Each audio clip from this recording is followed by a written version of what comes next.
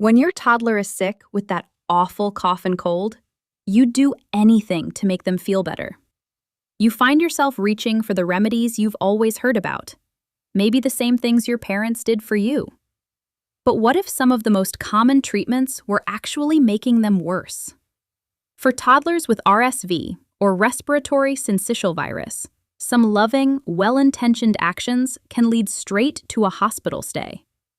Before new immunizations became available, RSV was the leading cause of infant hospitalization in the US. According to the CDC, we're talking about an estimated 58,000 to 80,000 hospital stays for kids under 5 each year, with infants being hit the hardest. And this isn't just a simple cold. Because of what some call an immunity gap from years of social distancing, many toddlers are getting a more severe form of RSV because their immune systems didn't get the usual training in their first couple of years. Today, we're counting down the 5 most common mistakes parents make with RSV and what to do instead to keep your child safe at home. Mistake number 1: giving over-the-counter cough and cold medicines.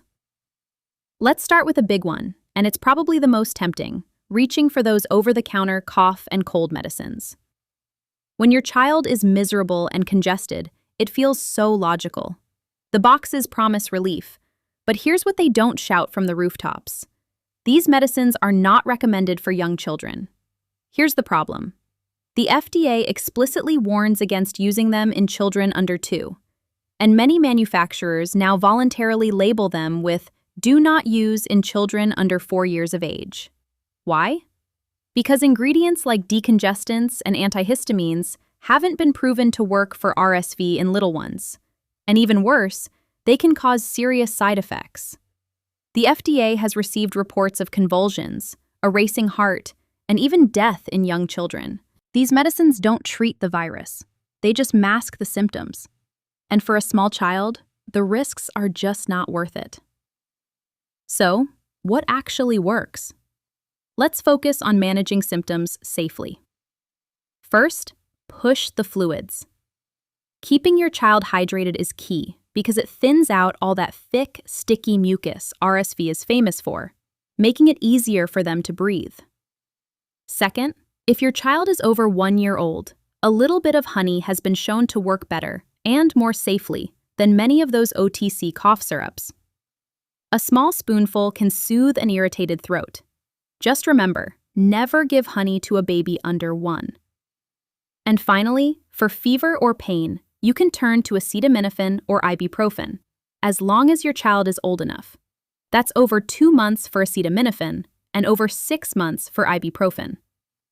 Always, always check with your doctor for the right dose, and never give aspirin to a child with a virus. Mistake number 2: using the wrong kind of humidifier. When your toddler is all stuffed up, adding moisture to the air is a fantastic idea. It soothes their airways and helps loosen up that gunk. Many parents pull out a humidifier, but the mistake is using the wrong kind. A lot of us grew up with warm mist vaporizers, the ones that boil water to make steam. While they might feel cozy, they're a serious safety hazard for a toddler. The problem is the burn risk. A curious toddler can get way too close to the hot steam, or even worse, knock the whole thing over and get scalded by boiling water. From a medical perspective, there's no proven benefit to warm mist over cool mist. The Mayo Clinic notes that by the time the vapor gets down into your child's lungs, it's all the same temperature. There's another hidden danger in any humidifier: mold. If you don't clean it constantly, every single day, it can become a breeding ground for mold and bacteria. Then you're just pumping that straight into your sick child's room, which can make their breathing problems even worse. The fix is simple. Always choose a cool mist humidifier for kids. It's just as effective without the burn risk.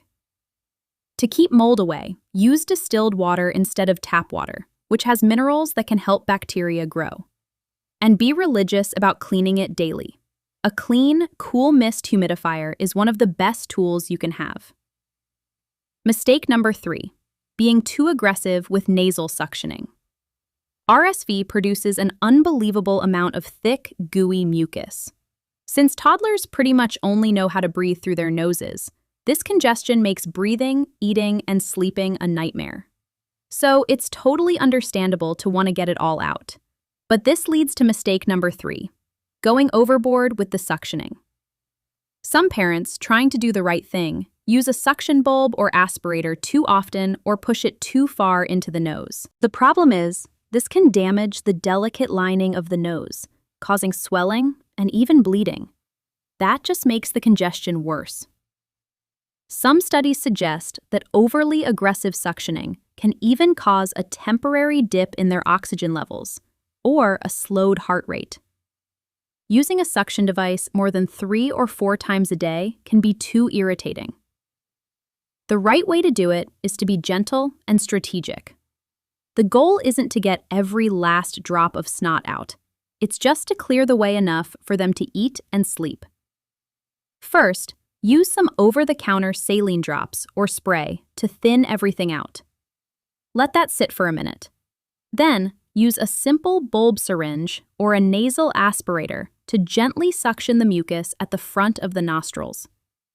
Timing is everything. Clear their nose right before they eat and right before they sleep. That will make the biggest difference in their comfort. Mistake number 4, using vapor rubs and essential oils. This is a mistake that comes from a place of love and tradition. So many of us remember our parents rubbing a strong-smelling ointment on our chests. These vapor rubs usually contain camphor, menthol, and eucalyptus oil. And while that powerful smell might trick your brain into feeling like you're breathing easier, these products can be dangerous for toddlers. Here's why. The labels are very clear. Do not use them on children under 2.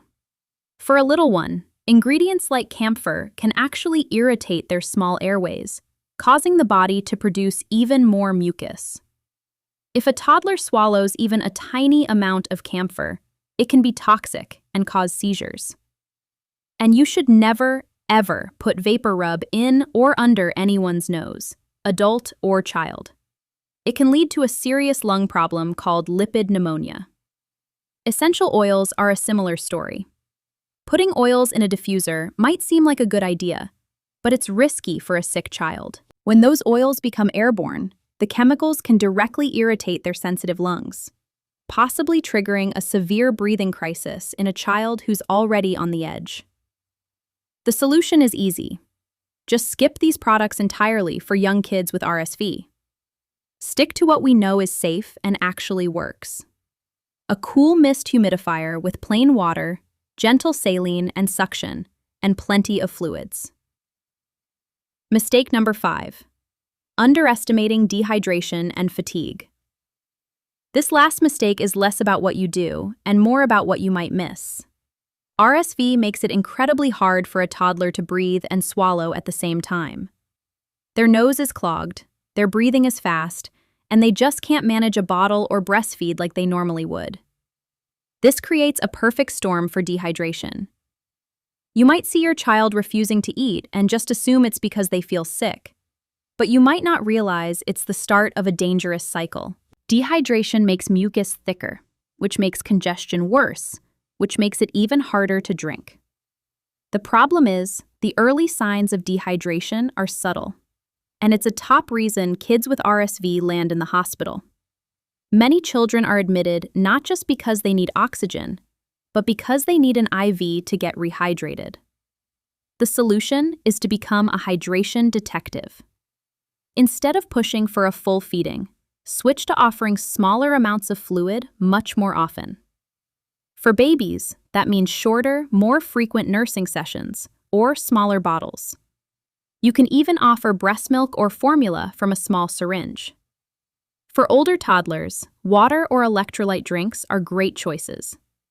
Most importantly, you have to know the red flags for dehydration. The number 1 sign is a drop in wet diapers. If your toddler has fewer than 1 wet diaper every 8 hours, it's time to call your doctor. Other warning signs are a dry mouth, no tears when they cry, and being way too sleepy or hard to wake up. Don't wait when you see these signs. Avoiding those mistakes is half the battle. The other half is knowing the non-negotiable red flags that mean you need to stop home care and get to an emergency room immediately. If you see any of these signs of respiratory distress, go. First, watch their chest and neck. Look for retractions. That's when the skin around their ribs or at the base of their neck sucks in with every breath. Second, look for nasal flaring, where their nostrils spread wide every time they breathe in, struggling to pull in air. Third, watch for head bobbing. This is when their whole head bobs up and down with each breath. It means they're using every muscle they have just to breathe. Other critical signs are breathing that's super fast or shallow, a grunting sound with every exhale, or any pauses in their breathing. And finally, if you see any gray or bluish color on their lips, tongue, or fingernails, that is a true medical emergency. It means they are not getting enough oxygen. Trust your gut. You know your child better than anyone. If you're worried, if they seem exhausted and you can barely wake them, or if they're showing any of these breathing problems, it is always better to be safe and get them checked out. Now you have the knowledge to care for your child safely at home, and to know exactly when it's time to ask for help. For more expert-backed videos to help you keep your family healthy, make sure you subscribe to our channel. Thanks for being here.